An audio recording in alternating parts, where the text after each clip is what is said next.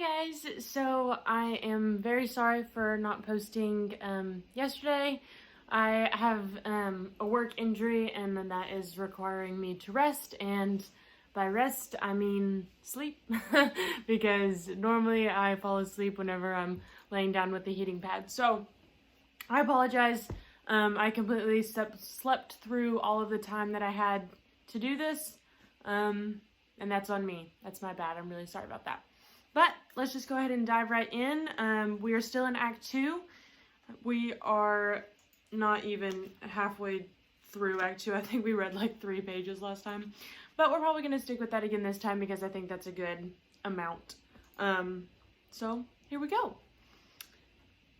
I'll read the last line from last time.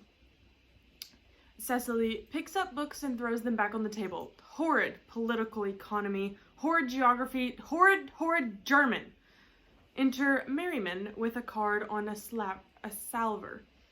Merriman, Mr. Ernest Worthing has just driven over from the station. He has brought his luggage with him. Cecily takes the card and reads it. Mr. Ernest Worthing, B4, the Albany W. Uncle Jack's brother. Did you tell him Mr. Worthing was in town? Yes, miss. He seemed very much disappointed. I mentioned that you and Miss Prism were in the garden. He said he was anxious to speak to you privately for a moment. To herself, I don't think Miss Prism would like me being alone with him, so I better send for him at once before she comes in. To Merriman, ask Mr. Ernest Worthing to come here. I suppose you had better talk to the housekeeper about a room for him. I have already sent his luggage up to the blue room, miss, next to Mr. Worthing's own room. Oh, that's all right. Merriman goes off. I have never met any really wicked person before. I rather feel frightened. I'm so afraid he will look just like everyone else. Enter Algernon, very gay and debonair. He does! Algernon raising his hat. You are my little cousin, Cecily, I'm sure. You are under some strange mistake. I am not little. In fact, I believe I am more than usually tall for my age. Algernon is rather taken aback. But I am your cousin, Cecily. You, I see from your card, are Uncle Jack's brother. My cousin Ernest, my wicked cousin Ernest. Oh, I am not really wicked at all, cousin Cecily. You mustn't think that I am wicked. If you are not, then you have certainly been deceiving us all in a very inexcusable manner. You've made Uncle Jack believe that you are very bad. I hope you have not been leading a double life. Pretending to be wicked and being really good all the time, that would be hypocrisy. Algernon looks at her in amazement. Oh, of course I have been rather reckless. I'm glad to hear it. In fact, now that you mention the subject, I have been very bad in my own small way. I don't think you should be so proud of that, though I am sure it must have been very pleasant. It is much pleasanter being here with you. I can't understand how you are here at all. Uncle Jack telegraphed to you yesterday at the Albany saying he would see you for the last time at 6 o'clock. He lets me read all the telegrams he sends you. I know some of them by heart. The fact is, I didn't get the telegram till it was too late. Then I missed him at the club, and the hall porter said he thought that he had come down here, so of course I followed as I knew he wanted to see me. He won't be back till Monday afternoon. That is a great disappointment. I am obliged to go up by the first train on Monday morning. I have a business appointment that I am anxious to miss. Couldn't you miss it anywhere but in London? No, the appointment is in London. Well, I know, of course, how important it is to not keep a business arrangement if anyone wants to retain any sense of the beauty of life. But still, I think you had better wait till Uncle Jack arrives. I know he wants to speak to you about your immigrating. About my what? Your immigrating? He has gone up to buy your outfit. I certainly wouldn't let Jack buy my outfit. He has no taste in neckties at all. I don't think you will require a necktie. Uncle Jack is sending you to Australia. Australia? I'd sooner die. Well, he said at dinner on Wednesday night that you would have to choose between this world, the next world, and Australia. Oh, well, the accounts I've received of Australia and the next world are not particularly encouraging. This world is good enough for me, Cousin Cecily. Yes, but are you good enough for it? I'm afraid I'm not that. This is why I want you to reform me. You might make that your mission, if you don't mind, Cousin Cecily. How dare you suggest that I have a mission? I beg your pardon, but I thought that every woman had a mission of some kind nowadays. Every female has. No woman. Besides, I have no time to reform you this afternoon. Well, would you mind reforming myself this afternoon? Very strange. Anyway, Cecily, it is rather... Oh. Quackstick? Quickstick? I'll just show it to you guys. That word right there. Don't know what it says. But I think you should try. I will. I feel better already. You are looking a little worse. That is because I'm hungry. How thoughtless of me. I should have remembered that when one is going to lead an entirely new life, one requires regular and wholesome meals. Miss Prism and I lunch at 2 off some roast mutton. I fear that would be too rich for me. Uncle Jack, whose health has been sadly undermined by the late hours you keep in town, has been ordered by his London doctor to have pâté de foie gras sandwiches and 1889 champagne at 12. I don't know if such invalid fare would suit you. Oh, I would be quite content with 89 champagne. I am glad to see you have such simple tastes. This is the dining room. Thank you. Might I have a buttonhole first? I never have any appetite unless I have a buttonhole first. Marechal Niel picks up scissors. Yellow country garden rose. No, I'd sooner have a pink rose. Why? Cuts flower, as she cuts the flower. Because you are like a pink rose, Cousin Cecily. I don't think it can be right for you to talk to me like that. Miss Prism never says such things to me. Then Miss Prism is a short-sighted old lady. Cecily puts the rose in his buttonhole. You are the prettiest girl I ever saw. Miss Prism says that all good looks are a snare. They are a snare that every sensible man would be caught in. Oh, I don't think I would care to catch a sensible man. I shouldn't know what to talk to him about. They pass into the house. Miss Prism and Dr. Chasuble return.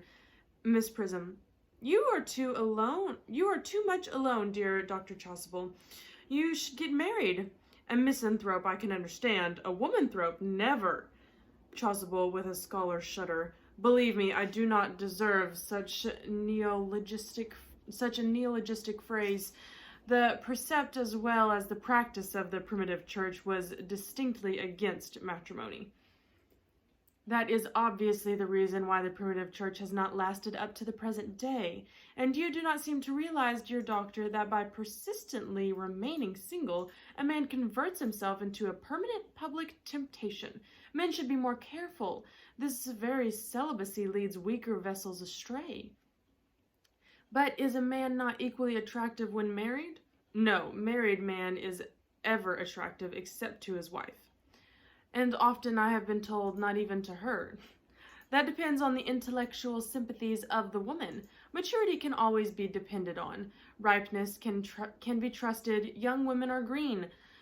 I spoke horticulturally. My metaphor was drawn from fruit. But where is Cecily? Perhaps she followed us to the schools? Enter Jack, slowly from the back garden. He is dressed in the deepest mourning with a crepe hatband and black gloves. Mr. Worthing! Mr. Worthing? This is indeed a surprise. We did not look for you till Monday afternoon. Jack shakes Miss Prism's hand in a tragic manner. I have returned sooner than I expected. Dr. Chasuble, I hope you are well? Dear Mr. Worthing, I trust this garb of woe does not betoken some terrible calamity. My brother.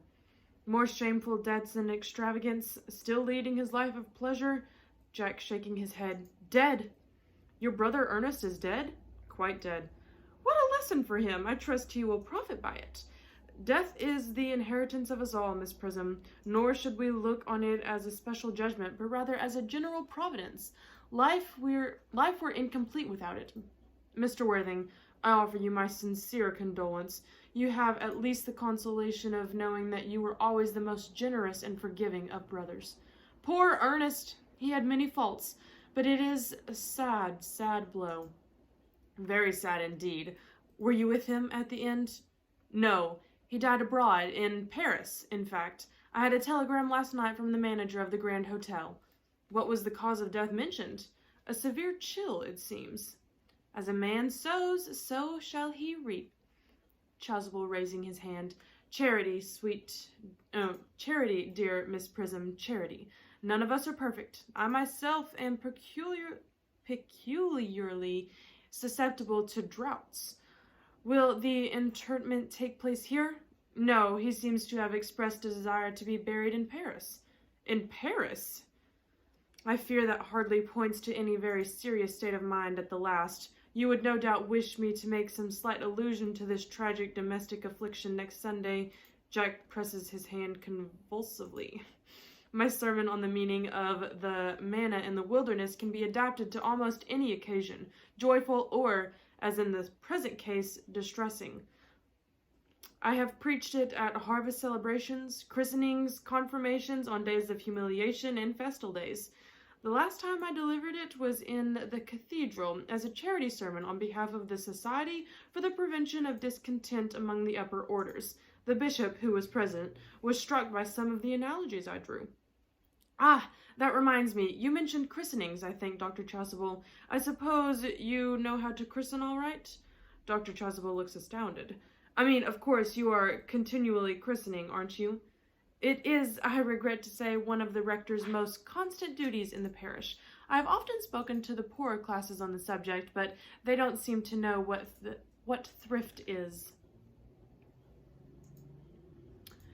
The church rejects no babe, Miss Prism. In every child there is the making of a saint. But is there any particular infant of whom you're interested, Mr. Worthing?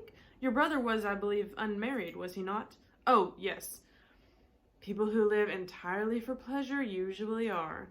But it is not for any child, dear doctor. I am very fond of children. No, the fact is, I would like to be christened myself. This afternoon, if you have nothing better to do. But surely, Mr. Worthing, you have been christened already. I don't remember anything about it. But you have any grave doubts on the subject? But have you any grave doubts on the subject? I have the very gravest doubts. There are circumstances, unnecessary to mention at present, connected with my birth and early life that make me think I was a good deal neglected. I certainly wasn't properly looked after at any rate. Of course, I don't know if the thing would bother you in any way, or if you think I am a little too old now. Oh, I am not by any means a bigoted, Pedo-Baptist. Pedo-Baptist? Dr. Chasuble denies that he thinks only children should be baptized. Pedo. Yep. The sprinkling and indeed the immersion of adults was a common practice of the primitive church. Immersion? You don't mean to say that. You need have no apprehensions. Sprinkling is all that is necessary, or indeed, I think, advisable. Our weather is so changeable. At what hour would you wish the ceremony performed? Oh, I might trot around 5, if that would suit you. Perfectly, perfectly. In fact, I have 2 similar ceremonies to perform at that time. A case of twins that occurred recently in one of the outlying cottages on your own estate. Poor Jenkins, the carter, a most hard-working man. Oh, I don't see much fun in being christened along with other babies. It would be childish. Would 5:30 do? Admirably, admirably. And now, dear Mr. Worthing, I will not intrude any longer into a house of sorrow. I would merely beg you not to be too much bowed down by grief. What seem to us bitter trials are often blessings in disguise. This seems to me a blessing of an extreme obvious kind. Enter Cecily from the house. Uncle Jack! Oh, I am pleased to see you back, but what horrid clothes you have got on. Do go and change them. Miss Prism. Cecily!